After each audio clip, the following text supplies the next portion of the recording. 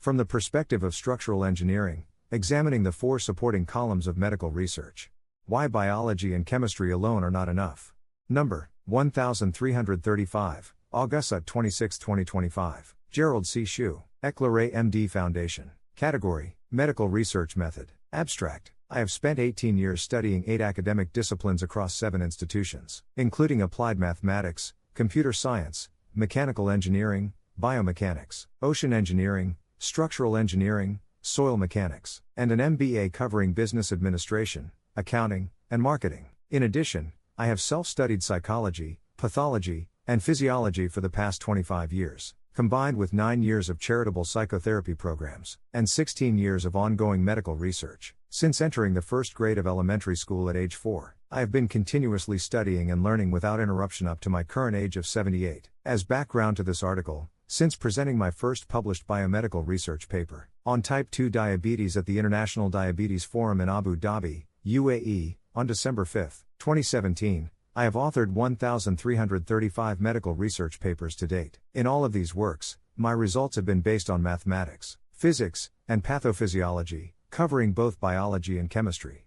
but excluding pharmacology, occasionally psychology. From September 2010 through June 20, 2025, I did not take any medications, including vitamins. Through this lifelong background, I have been able to raise and pursue the deeper question below. Structural engineering analogy. In structural engineering, a tall and sustainable square building requires 4 supporting columns, or at least 3 pillars if designed in a triangular form. A flat and tall building structure, built on only 2 columns, is dangerously unstable. It may stand temporarily, but one perpendicular force or impact could easily bring it down. I believe medical research follows the same principle. A truly solid foundation requires 4 fundamental disciplines: mathematics, physics, biology, and chemistry, or at least 3. Each plays a distinct but interconnected role, like the 4 supporting columns of a tall and stable building. Yet most of today's medical research rests only on 2 supports: biology and chemistry. While these disciplines are strong and well developed, without mathematics and physics, the structure is incomplete and, at best, not strong enough. The result is a medical research system that is largely descriptive, rather than predictive, and reactive rather than proactive. Mathematics is the base of all natural science. Mathematics is the universal language of science. It is not simply statistics, which is only one small branch, but the entire range of modeling tools: calculus, differential equations, probability theory, complex variables, topology, nonlinear dynamics, pattern recognition, and now computer science, machine learning, and artificial intelligence. Examples from my perspective. Epidemiology relies on mathematics. The SIR model predicted COVID-19 infection curves worldwide. Without math tools, we could only describe infections after they happen with math. We forecasted waves and shaped public health responses. In my own work, my viscoplastic medical theory, VMT, applies nonlinear, dynamic, plastic, irreversible, and energy modeling to chronic diseases or mortality cases, while my neural network modeling, NNM, using AI framework identifies hidden outliers. Both approaches show how mathematics can explain relationships that simple statistics overlook. Just as no physical theory can exist without mathematics, no medical science can truly progress without strong mathematics. Foundations and physics illustrative abilities. Physics as applied mathematics. Physics is the first great application of mathematics, used to explain matter, materials, energy, and the laws that govern the universe. Nothing in this world, including medicine, can violate the basic principles of physics. Physics tells us why things behave as they do, how forces act, how fluids flow, how waves propagate, how energy transforms, and how materials react. Examples from medicine. Blood flow follows Poiseuille's law, where resistance and vessel diameter dictate blood pressure. Physics at work in every hypertensive patient. Medical imaging, MRI, CT, X-ray, is based on electromagnetism, wave propagation, and nuclear physics. Without physics, modern diagnosis would not exist. Cardiac function obeys fluid dynamics and thermodynamics. Ignoring physics reduces medicine to surface descriptions without deep understanding. Without physics, science is reduced to mere description, as I see in many current medical research papers, rather than deep explanation. Through datasets, graphs, equations, and mechanisms, biology and chemistry as applied physics. Biology and chemistry dominate medicine research today. They describe living systems and the molecules that make life possible. Yet at their core, they are also forms of applied physics. Examples: enzyme kinetics follow thermodynamic laws. Drug receptor binding is governed by the physics of energy. States and reaction rates. DNA structure was discovered through X-ray crystallography, a physics technique. Even cell membranes function as electrochemical systems, reflecting physical principles of charge and flow. Biology and chemistry are indispensable, but without mathematics and physics as their supporting foundations, they are like two lonely vertical columns without a strong foundation or base. The missing pillar, biophysics. One of the least developed areas in medicine is biophysics.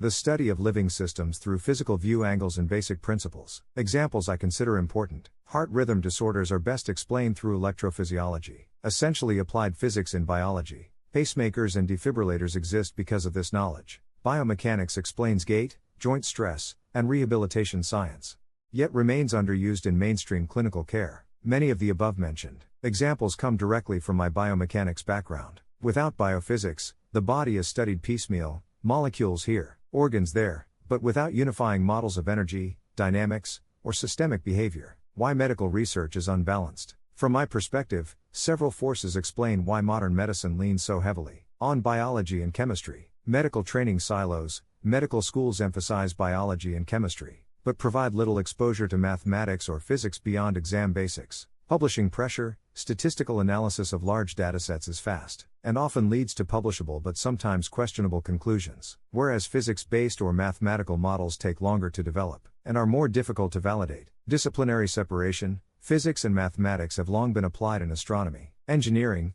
and the physical sciences, not medicine. Interdisciplinary work remains niche. Comfort zone bias. Researchers tend to use the tools they already know. With abundant data and established methods in biology and chemistry, few venture into mathematical or physical modeling. The outcome is a system built on only two fundamental columns. Research identifies correlations but misses mechanisms, explains averages, but ignores outliers, and produces descriptive results, rather than predictive models that can guide prevention or individualized care. Evidence from reality. The reproducibility crisis. This weakness is not just theoretical. In reality, much medical research has failed to meet the standards of reproducibility that are routine in engineering or physics. Amgen, 2012, attempted to replicate 53 landmark cancer studies, and reproduced only 6. Bayer reported fewer than 25% of its target validation studies were reproducible. In engineering, such failure rates would disqualify a particular research paper, or even the entire research program. To me, this shows clearly that medicine's reliance on a two-column foundation is fragile and unstable, missing system-level and predictive thinking.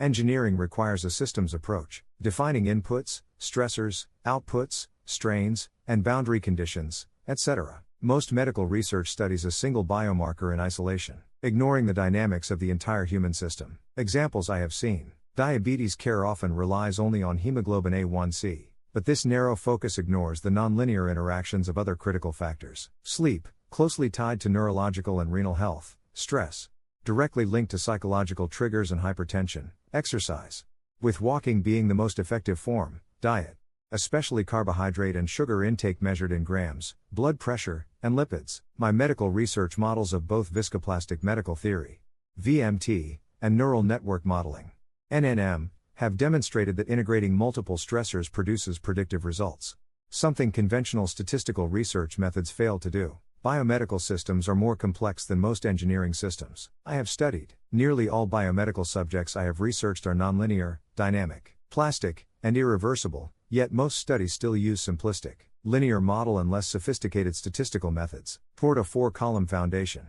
medicine must stand on all 4 columns. Mathematics, the numerical and quantified base, providing predictive models. Physics, the framework, explaining basic principles of forces, deformations, and dynamics. Biology, describing living systems from cells to organs. Chemistry, explaining molecular interactions driving life. When integrated all of these 4 supporting columns, the medical research work can then become like a well-built high-rise tower, resilient, balanced, and able to withstand shocks. Conclusion. The analogy from structural engineering is clear. A building with only 2 columns is unsafe. Medical research built only on biology and chemistry is the same, incomplete, unstable, and prone to collapse under pressure. To achieve true progress, medicine must embrace all 4 pillars. Mathematics and physics are not optional extras, they are essential supports. This is not just my hypothesis, it is echoed by others. Reproducibility crisis. Nature and Science report that more than half of biomedical studies cannot be reproduced. Systems medicine initiatives. The NIH and European Commission call for systemic, mathematical modeling of health. Computational physiology leaders such as Dennis Noble and Peter Hunter argue that medicine must apply